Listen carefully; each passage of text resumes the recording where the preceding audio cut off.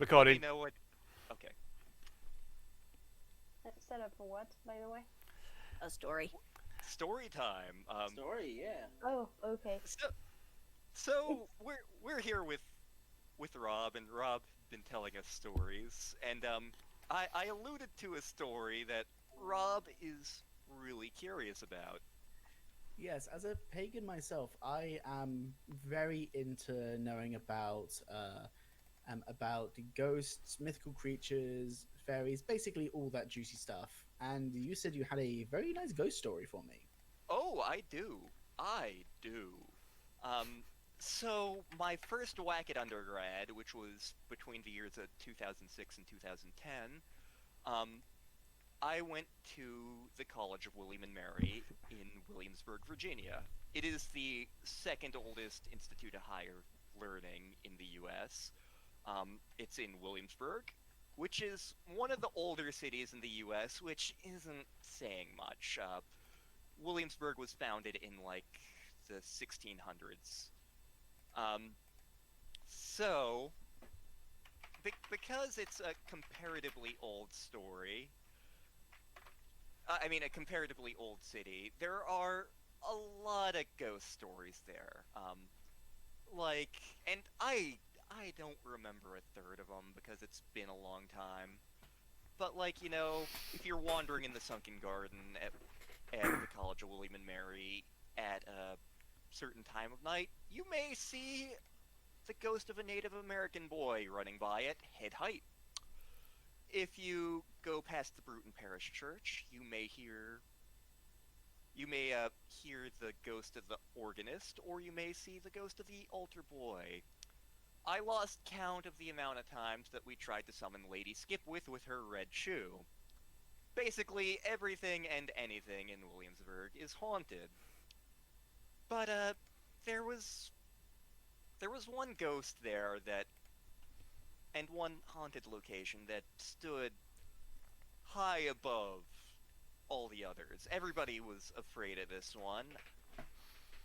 In Williamsburg, there was a house that belonged to one of the old colonial governors.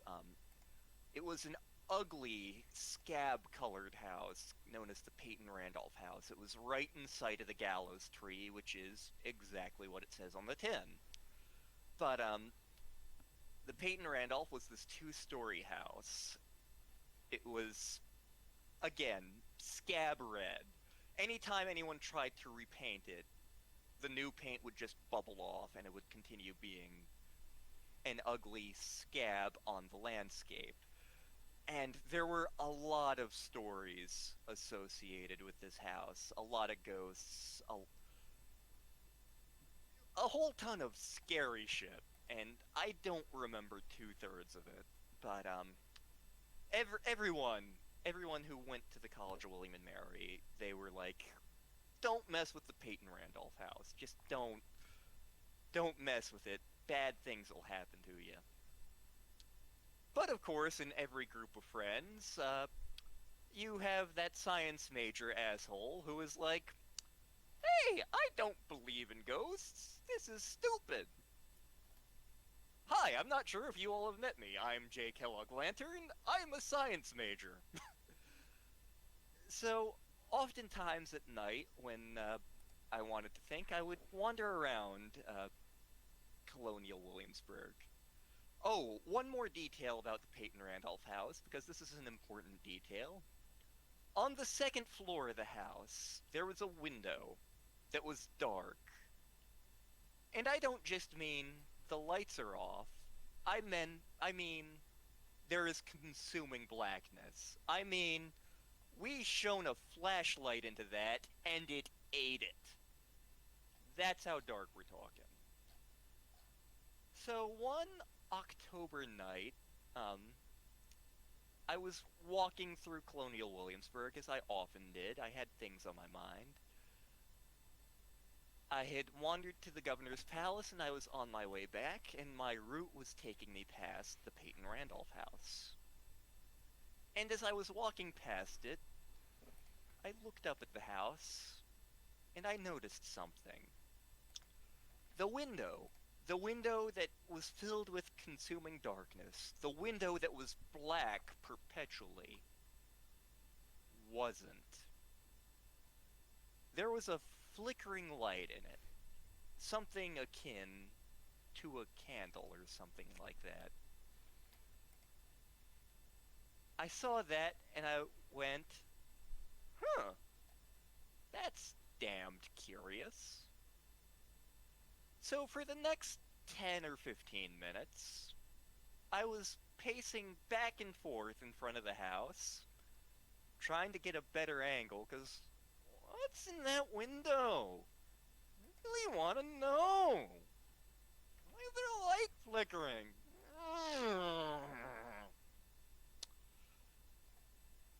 In that 10 or 15 minutes, a fog rolled in. It got noticeably colder outside, and I had the sudden feeling that I wasn't alone. It was the sort of hair standing up on the back of your neck feeling, like when you hear a dog growling behind you. At this point, I decided, you know, maybe I don't need to know that badly. So, I started walking away from the house, and a chill went up my left arm. I was like, that's weird. I continue walking, and my arm gets colder, and colder, and colder. At this point, I am running. I am running the hell away from this house. I actually run past my dorm, because at this point, this is some weird shit going on. And, I need to tell somebody about it. So I run to my buddy Lee's place, because, Lee at that point actually did some of the ghost tours in town.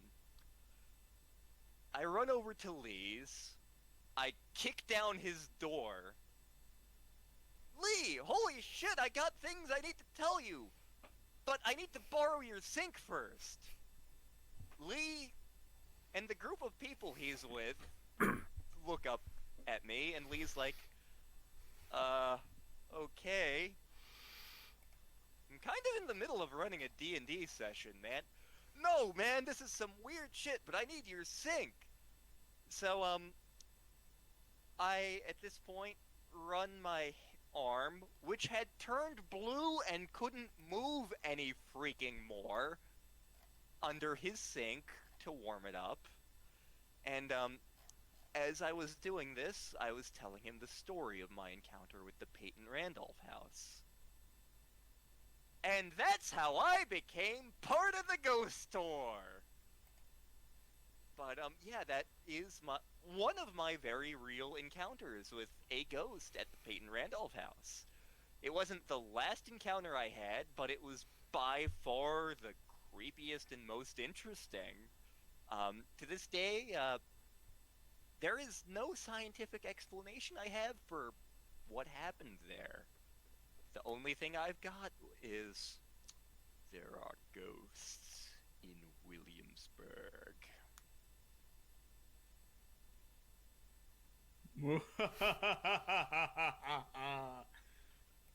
There we go. I was waiting for it. Wow. But yeah, Okay. that's one of my very real encounters with the Peyton Randolph house, which was super freaking haunted. So, if any of you happen to go down to Williamsburg to go to like Busch Gardens or something and do the tourist thing while you're there, there are several things I can recommend doing. Go to Mad About Chocolate if it's still there. Dog Street Pub, go there if it's still there. If you see the Peyton Randolph house, please take a leak on it for me. I thought you were going to say, don't go there. I can think of a few things that I would do to in that house. The first one being see what would happen if I did a tarot reading there, and the second one being just what would happen if I tried to meditate there. Oh, there is actually a small sequel to this story. the day after this happened, so like I get up the next morning and I'm heading to the dining hall, and my friend Myron, who Rob doesn't know about Myron, I don't I do think. not. I do not know. Myron, the magical gay Egyptian sorcerer. Already in love with him. Everybody loves Myron. Um, like anyone who ever meets Myron instantly falls in love with him. He is fantastic. Tricksy guy, but he is lovable, fantastic. One of the best people I've ever met. But so I'm walking to the dining hall, and like I'm weirded out by my encounter with the Peyton Randolph house, and I run into Myron, who is in the middle of some sort of LARP thing. So Myron walks up to me, dressed as some sort of archangel, complete with wings he has constructed himself, and a big-ass sword. Oh, my friend, you seem troubled.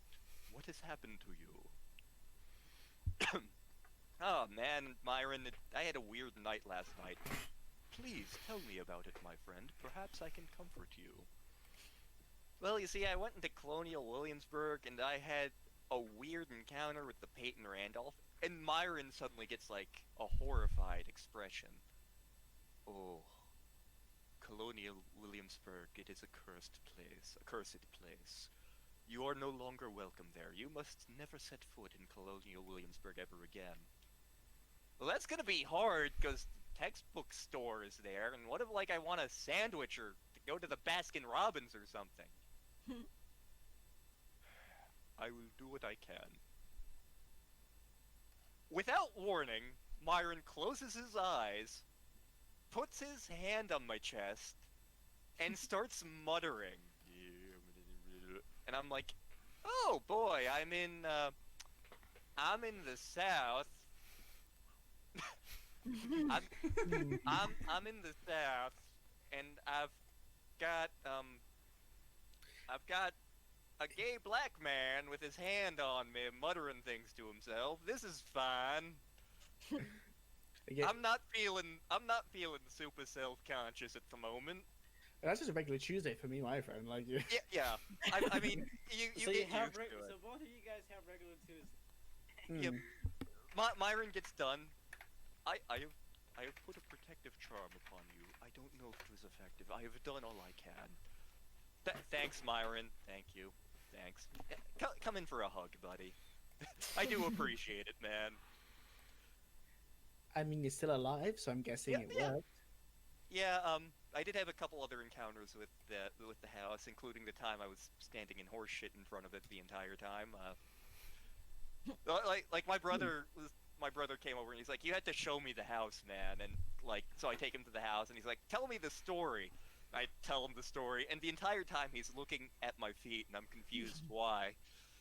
And he's like, "That's a great story. You do realize you've been standing in a road apple this entire time." You win again, house. Yeah. I will have revenge. I know this is technically story time with Lantern, but I could talk about my weirdest encounter with supernatural beings. Go for it. Feel free.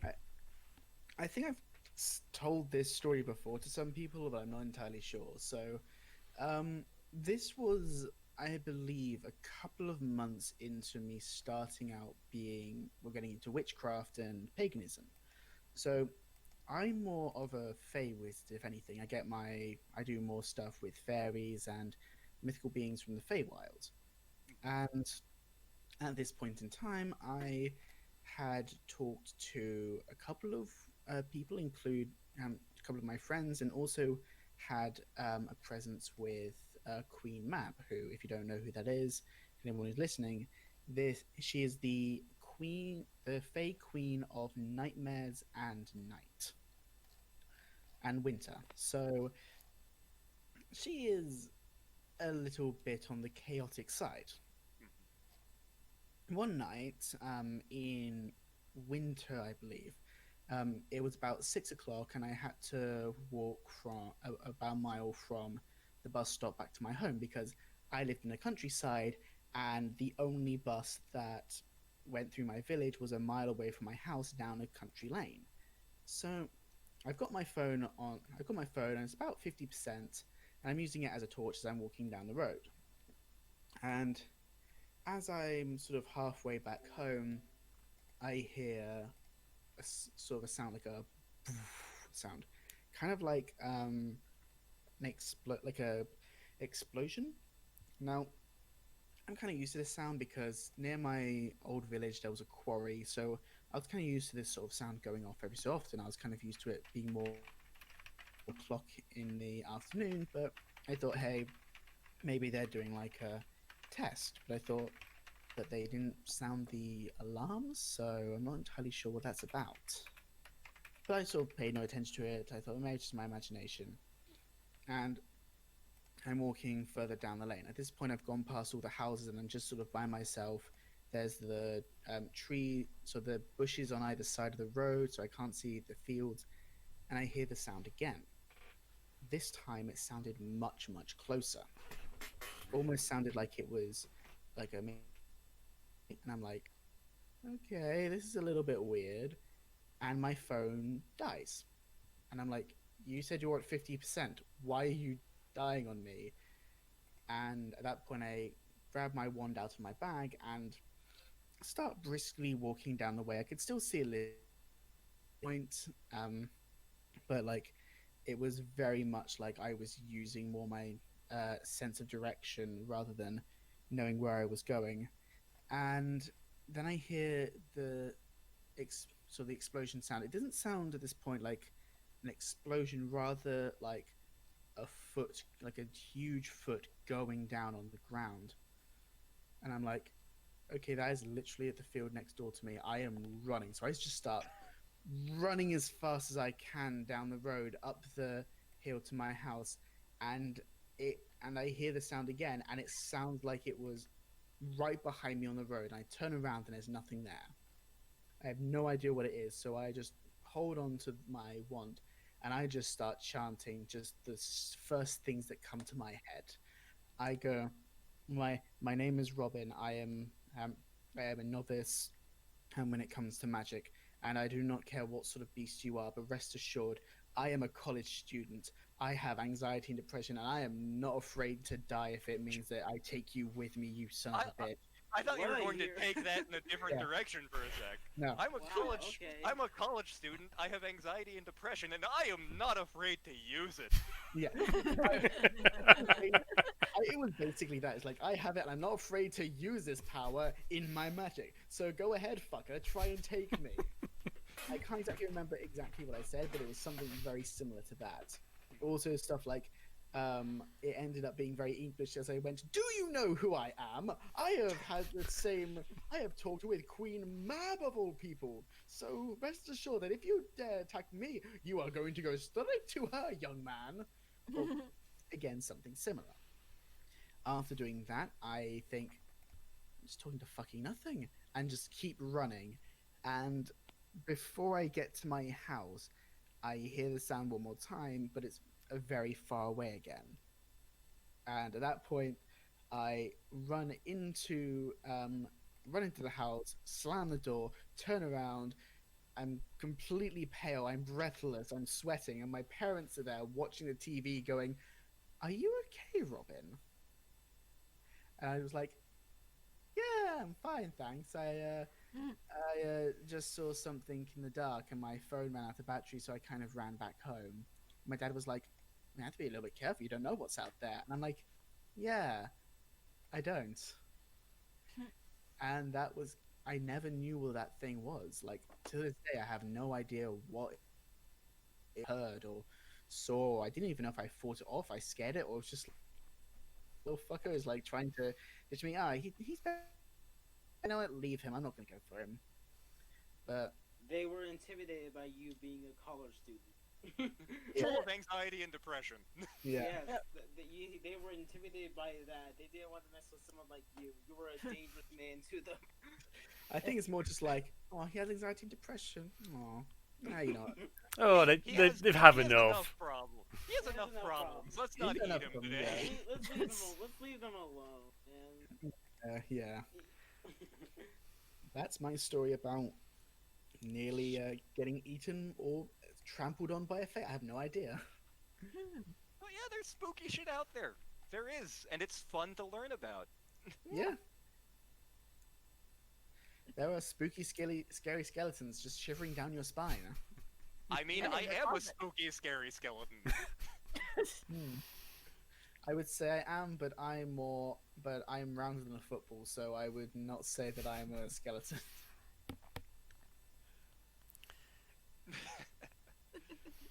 And and to this, I merely add thank you for choosing to share the story and allowing me to upload it. No trouble. It's fun to. yeah. Well, hey, free content. But with that, I should probably actually eat today. Yes, Yeah. eat. Go eat. Right.